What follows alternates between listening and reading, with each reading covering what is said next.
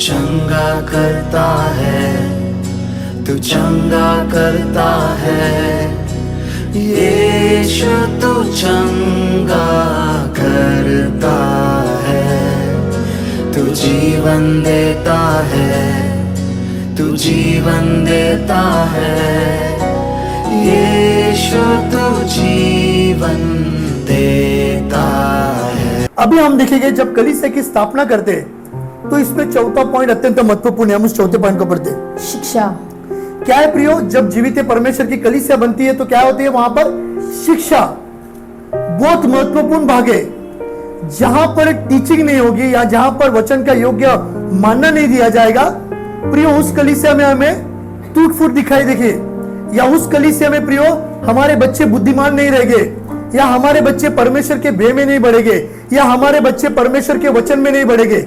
इसलिए प्रियो हमें शिक्षा में रहना है। परमेश्वर के वचन क्या है? हमें शिक्षा प्राप्त करने की जरूरत है। हम देखते हैं कि एलिया नबी जब परमेश्वर की सेविकाई करता था तब वो भविष्यवक्ताओं का स्कूल लेता था। क्या करता था? उन्हें वो शिक्षाएं देता था, मार्गदर्शन करता था। यीशु मसीह भी हमेशा चेलों को पहाड़ियों पर लेकर जाकर क्या करता था? पहाड़ी उपदेश करता था, वो सिखाता था।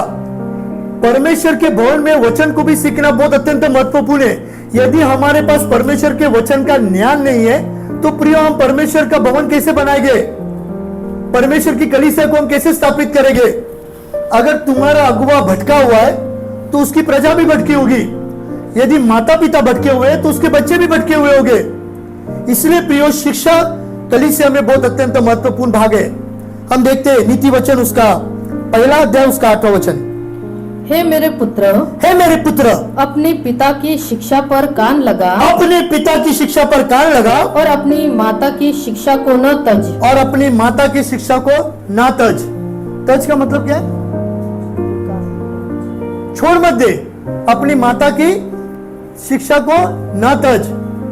प्रियो यहां पर हमें बताया जाता है कि माता पिता की बातों को सुनना हमारे लिए कितनी आशीष की बात है, क्योंकि प्रभु ने हमें आज्ञा दी है। वो क्या आज्ञा है? तो अपने माता पिता का आदर करना। और माता पिता जब भी प्रियो कुछ बातें अपने बेटे को बताते हैं प्रियो, यह हमारे लिए बहुत आशीष का कारण होता है। ये बातों को हमें समझने की जरूरत है कि तो अपने माता पिता की शिक्षा को ना तज। शिक्षा प्रियो पहले हमारे घर से शुरुआत होती है। शिक्षा कहां से शुरुआत होती है? घर से। और आज जो माता पिता ने हमें बातें सिखाई, यह हमारी शुरुआती बुनियाद है और ये माता पिता के द्वारा हमें प्राप्त होती है। और जब माता पिता बूढ़े हो जाते हैं प्रियो तो हमें लगता है कि उन्हें कुछ पता नहीं है, पर वो अत्यंत बुद्धिमान होते हैं, उन्हें बहुत कुछ पता होता है। पर प्रियो उनकी बातें बताए हुए हमारे लिए बहुत आशीष का कारण ठहरती है।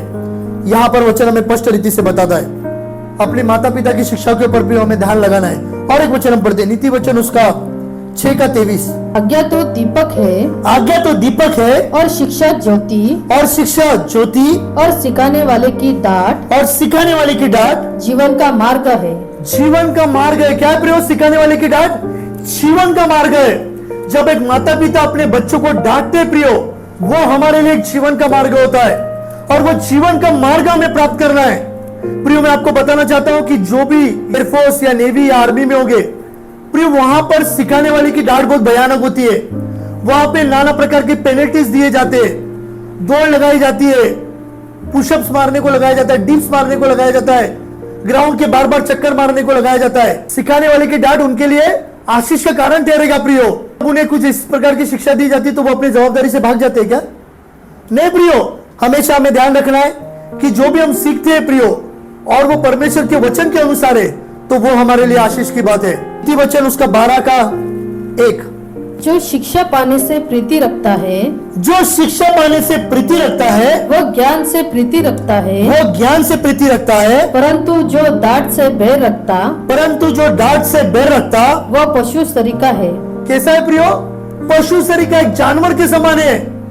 जो डांट से बैर रखता है, मेरे को डांटने का नहीं, मेरे को कुछ बोलने का नहीं, मेरे को सब मालूम है, वो एक जानवर के समान है प्रियो। हमें हर बात में प्रियो जीवन शैली में सीखना है। कोई मनुष्य नहीं बोल सकता कि मुझे सब बातें पता है। जब तक वो उस पृथ्वी पर है तो परमेश्वर के अनुग्रह के द्वारा उसे सीखते रहने की जरूरत है। जब हम सीखते जाएंगे प्रियो, परमेश्वर निश्चय हमारा प्रभु के राज्य के लिए इस्तेमाल करेगा। हम देखते हैं कि सब उपदेशक उसका 12वां अध्याय उसका 11 वचन, बुद्धिमानों के वचन अंकुश के समान होते हैं। बुद्धिमानों के वचन अंकुश के समान होते हैं। अंकुश बोलेगा तो आरी, क्या है? अंकुश बोलेगा तो आरी। सभाओं के प्रधानों के वचन और सभाओं के प्रधानों के वचन गाड़ी हुई खिलों के समान है, गाड़ी हुए खिलों के समान है, क्योंकि एक ही चरवाहों की ओर से मिलते हैं। क्योंकि एक ही चरवाहों की ओर से मिलते हैं। प्रियो, परमेश्वर के वचन प्रियो कैसे? अंकुश के नहीं, एक आरी के समान, उसमें धार पेज होता है और वो अच्छी रीति से काटने का काम करता है। एक गाड़ी हुई खिली मतलब उनके शब्द मजबूत है, वो ऐसे जमीन पर ठोक दिए गए और मजबूत है, वे बदले नहीं जा सकते। और इसके द्वारा निश्चय हमें आशीष प्राप्त होने वाला है। हम एक और एक वचन को आगे पढ़ते, 2 क्रॉनिकल 17 का 7। उसने अपने राज्य के 3रे वर्ष में हाँ, बनेल, ओबद्याह, जकरिया, नतनेल और मिकाया नामक अपने हकीमों को हाँ। यहूदा के नगरों में शिक्षा देने को भेज दिया। क्या किया है प्रियो? इन सारे सेवकों को क्या किया है? शिक्षा देने के लिए भेज दिया है कि जाए और तुम वहां पर सिखाए लोगों को परमेश्वर के वचन के बारे में। क्योंकि परमेश्वर के वचन के द्वारा ही प्रियो कलीसिया मजबूत रीति से बनी रहती है। अगर यदि कलीसिया में सुवार्थिक प्रचारक नहीं होंगे तो परमेश्वर के विवरण के बारे में लोग कैसे जानेंगे? सुवार्थिक प्रचारक प्रियो कलीसिया की रीढ़ की हड्डी का काम करता है। वे जाते हैं सड़क पर, लोगों को सुसमाचार सुनाते हैं, वे यीशु मसीह को स्वीकार करते हैं और वो प्रभु के भवन में आते हैं। फिर वो जाते हैं प्रियो, वो लोगों को सुसमाचार सुनाते हैं सड़क पर जाकर, फिर वो परमेश्वर के भवन में आते हैं। ये यीशु मसीह की दी हुई आज्ञा है प्रियो कि तुम जाओ और सारे जगत के लोगों को सुसमाचार सुनाओ। हमें ये परमेश्वर ने आज्ञा दी, इसलिए हम कर रहे हैं। हमारा किसी भी प्रकार का मोटिव नहीं है या हमारा मकसद नहीं है, ये प्रभु की हमारी आज्ञा, इसलिए हम ये कर रहे हैं।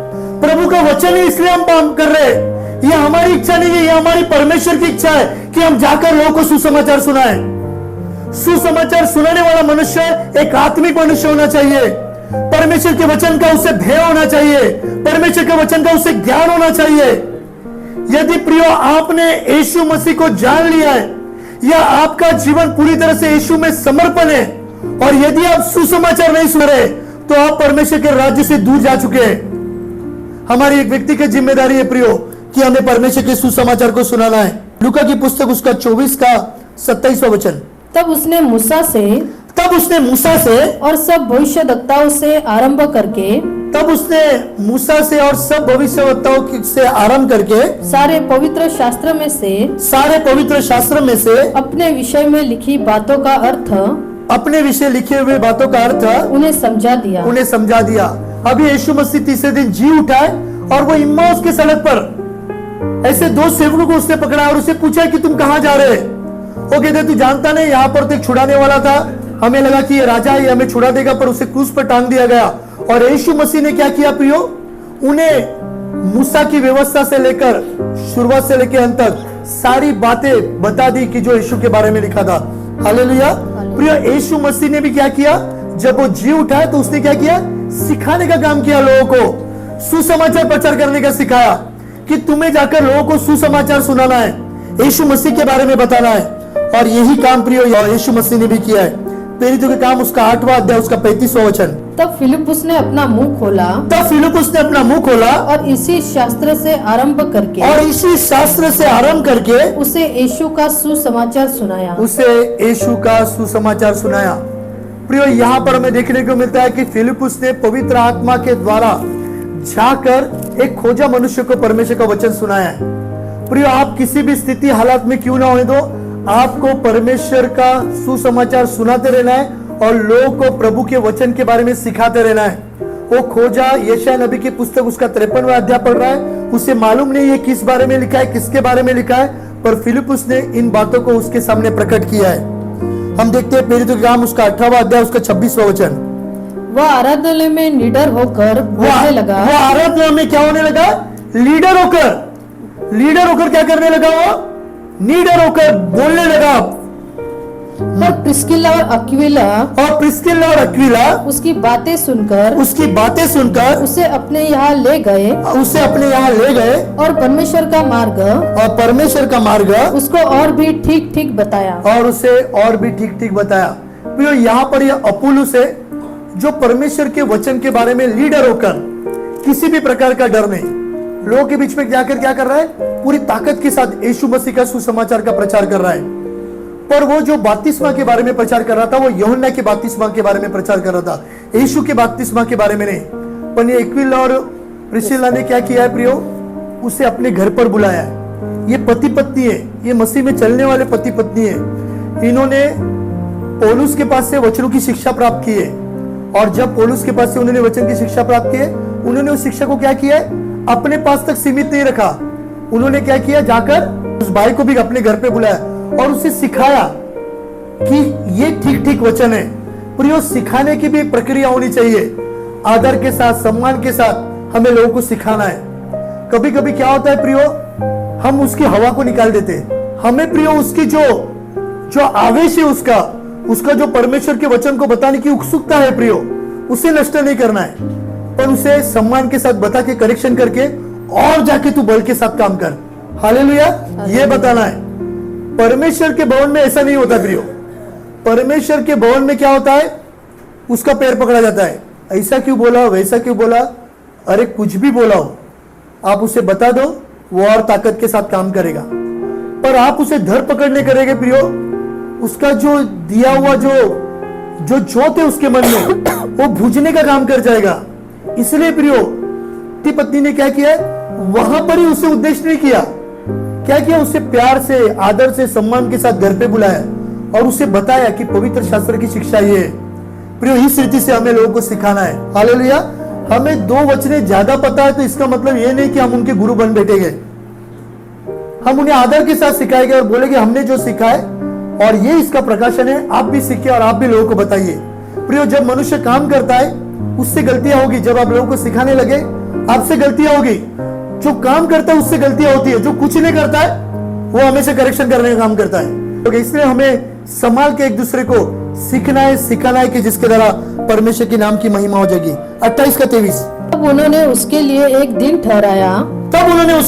ठहराया और बहुत से लोग उसके यहाँ इकट्ठे हुए और वह परमेश्वर के राज्य की गवाही देता हुआ और मूसा की व्यवस्था और भविष्यद्वक्ताओं की पुस्तकों से यीशु के विषय में समझा समझाकर भोर से सांझ तक वर्णन करता रहा। भोर से लेकर शाम तक वर्णन करता रहा। हालेलुया। यहाँ पर पौलुस परमेश्वर की वचनों की व्यवस्था को समझाकर, सिखाकर शाम से लेकर तो भोर तक, मतलब पूरी रात उसने वचन की शिक्षा दी है। प्रियो, हम इधर दिन में बैठे, हमको नींद आ रही है, वो पूरी रात परमेश्वर के वचन को सुन रहे थे। क्यों प्रियो पूरी रात वचन को सुन सके? क्योंकि उनके जीवन में वो प्रैक्टिस थी। जब आप प्रैक्टिस करेंगे ना प्रियो, तो वो हमारे जीवन में लागू हो जाएगा।